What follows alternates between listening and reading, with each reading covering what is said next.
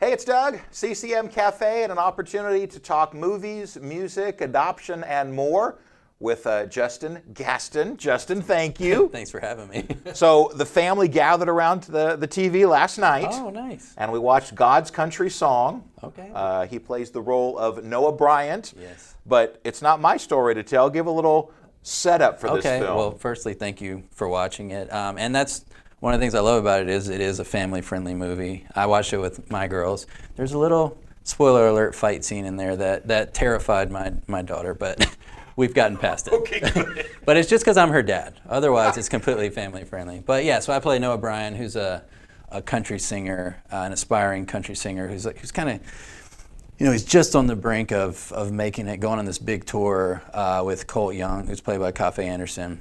And right as he's about to go on that tour, he finds out he has a young son.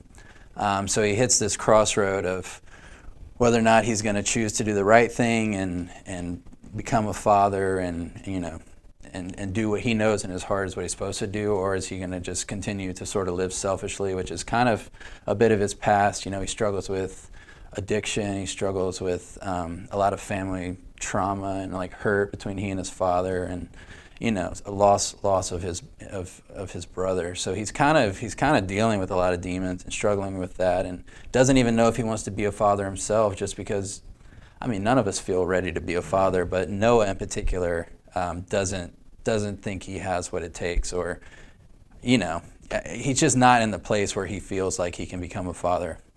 Which is a good place, because I feel like we're all kind of in there. I think even when you're ready, I want to be a father. It's I remember being, like you were saying, we adopted our oldest daughter Olivia, and it was sort of this long process of trying to have a child and praying and God, why aren't we having a child, and going to the doctors and nothing's wrong, and clearly it was an answer to our prayer that we were supposed to have Olivia, our oldest daughter. It's you don't see that in the moment, but it's thank you God that we couldn't get pregnant, because I could never imagine my life without either one of my daughters. But God had set up this plan for our lives that we just didn't see in that moment. All that being said, we decided to adopt, and 4 months later, really quick process, Olivia was born.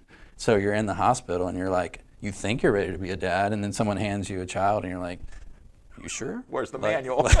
You're going to tell me how to take care of this child? So, in a lot of ways I could relate to Noah, because no matter how prepared you think you are, it's someone hands you a human life, and just the weight of I have to take care of this child now, sort of hits you. And it's we were laughing about this with some friends recently, because, all of my friends were sort of mid-30s to 40s, and it's kind of we all still feel like kids, some of our friends are having kids, and they're I'm too young to have a kid, and the doctors are you're older to be having a kid, and so it doesn't matter, I feel how old you are, you never feel that old usually. So I feel Noah's kind of in that place where he's I don't know. So it's a great movie, like you said, a family friendly movie. There's a lot of great music in it.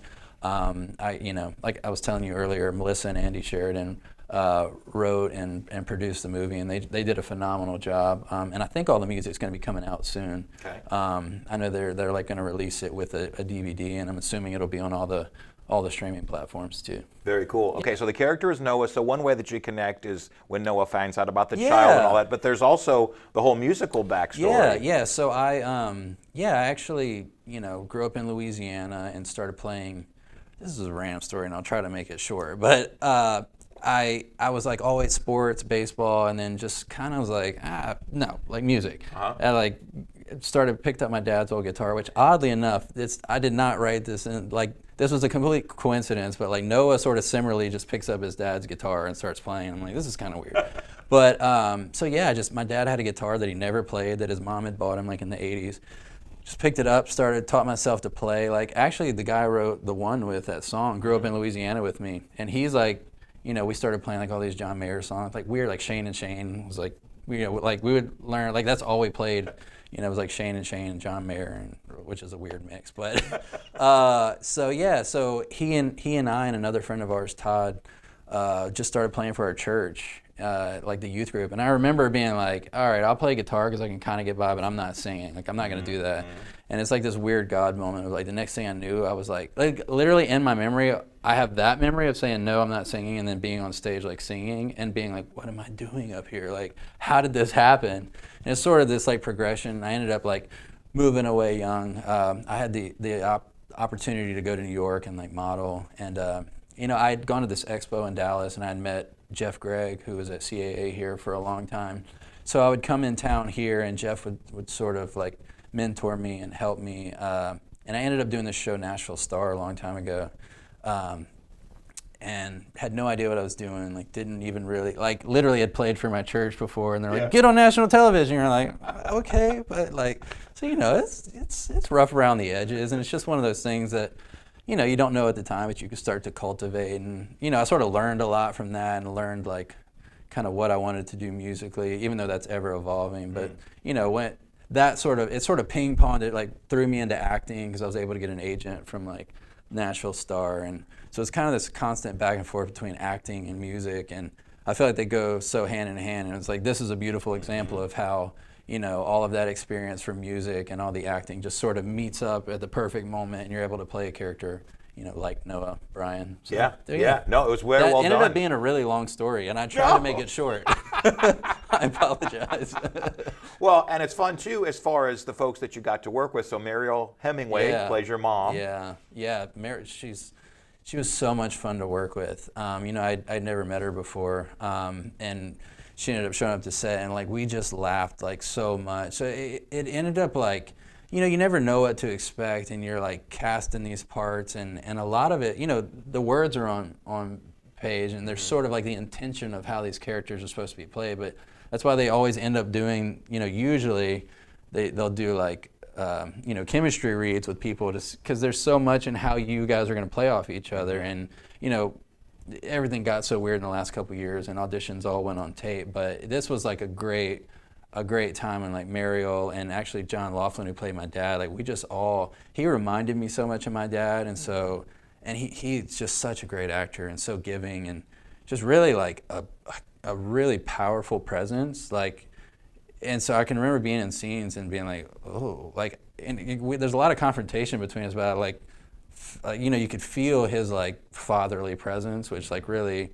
I think is like a beautiful thing in this movie, like his strong presence. And it's sort of like, I don't want to spoil it, but it's a really great part of the movie, and helps create this sort of beautiful arc in the movie. But Mariel and I literally like had the best time. Like any scene we were in, we'd be laughing, didn't matter what. And then it could be like a really heavy scene, and we'd like sort of go into it and then come out and just be laughing. And yeah, she was so great. And then Justine Alpert, who played the social worker in the movie, and JJ, like the little boy, he sort of stole his show. He's so cute and just such a great actor. You know, it's interesting because I have kids, and so you know, it's good because I know like what that age likes. Like he's a very similar age to Olivia, my oldest, and Olivia and Sophie, my youngest. They all got along like really well. But you know, I think it really helped. But the interesting thing I will say is like, I sort of know how to be a father, somewhat. You know, I don't want to, but Noah, on the other hand, has no idea. So it's like this interesting thing of like forgetting everything you know about being a dad, and sort of being like, okay, I don't know any of that stuff. I have to like pretend like this is my first experience, and there's sort of this awkward tension between JJ and I, and like meeting my son for the first time, and how do I tell him that? And so, yeah, it's a really great movie, and the cast was great. It was a really fun movie. Awesome. Yeah. Well, and to know kind of that in your personal life, you were wanting so much to have a child that led to the adoption. Yeah. And yet here's a character that in the movie sort of like feels that it's a curse. Like right. his star is about to rise, and this is the last thing he wants as a kiddo. But yeah, and it's I think a beautiful thing that, you know, that he learns, and that we all. I mean, the other thing about our other child, Sophie, was a complete miracle too. You know, just because. And everyone told us, as soon as you adopt, like, you're going to get pregnant. And we were like, that's cool, like, but that's, you know, like, great, whatever. Like, we're totally, and we, you know, we had Olivia, and we were so content. And then here comes Sophie, our youngest, and, like, they're just, like, the best friends. And I couldn't, like, it's just, like, such a miracle, and I love them both. But, yeah, the thing about it is, and I think to think that Noah in this like sort of story arc is that like children are just help us to like remove ourselves, like to stop navel gazing, to stop like focusing so much on ourselves. And I think like Noah not realizing that the thing that is gonna save him is like a child, you know, and the thing that, you know, kind of saves all of us. And it's probably why it was like God's first commandment, be fruitful and multiply. Like it's just like you need to take care of something. Like you need to tend to the garden. You need to tend like so it's such a healthy thing for us. I think it's like starting to be like in men's health and all these things, like how much healthier men with children are, because you can't be so focused on yourself. It's like just detrimental to us. So I think Noah realizes that, and I think I don't want to spoil the movie, but God's Country Song, streaming on Pure Flix right now, so check that out. And as you watch the movie and you think like, I've seen this guy before somewhere, as the family was watching the film, I was ready on my phone to cast a little video. What is her name? Taylor something? Taylor Swift. Dude, Love Story, that was you. Yeah, that was me. It's funny because like, yeah, that was me. And I was like 19. I had just done Nashville Star, and Taylor had performed on there. And I think he'd seen me. I was like, oh, he'd be a good Romeo. So it ended up like coming off of that. But like, yeah, it's funny that like you do those little things, and it's just like, my daughters like still they're like, he's Romeo, like he's Romeo in the Taylor Swift thing. I'm like, it's like you don't have to. I don't know. I'm like, do you want me to grow my hair like that again? They're like, no, don't grow your hair like that again. I'm like, all right. Just saying, I had it before Bieber did. I had that haircut before Bieber. I was gonna say, you know, the family watching that was like, oh yeah. So that's just a fun little God wink, if nothing else, right? For sure. And to be able to come back around, and then your wife is an actress. Yeah. My wife Melissa is on The Young and the Restless. Been on there for 10 years. She plays Abby Newman. She loves it. Yeah, and I actually, funny story, got to. It was during COVID, and her co-star had gotten COVID, unfortunately, and it was this like 12,000th episode, I want to say, and huge. You know, it's something they couldn't push, and they're like, we have to film this, and so this is when like you couldn't, you know, kiss or anything on TV and so they were like, well, they can because they're married. So great. So like I got to go, and we got married on the show. Like she was getting married to the character on the show, and so I got to do like 2 weeks to play like her love interest on the show, and we got married. So it's like really fun. We have like a whole second marriage on camera. That's cool. For this like big episode. So it was really fun. That's how we met. We did a movie together called Escapee, and so that was like the first time we had worked together since then. So it was a lot of fun. She makes fun of me because she says I was like really awkwardly kissing her on camera. But I think I just felt awkward. I'm like, this, like, I don't know. But she still makes fun of me. If she was here, she'd be making fun of me. But you were in character, so you weren't playing yourself. Well, I was like, I don't know. I think I was like trying not to laugh. And you know how when you're like trying not to laugh, you kind of like tense up, and like, I don't know. But she was making fun of me about it yesterday, so I'm like, she loves to give me a hard time though.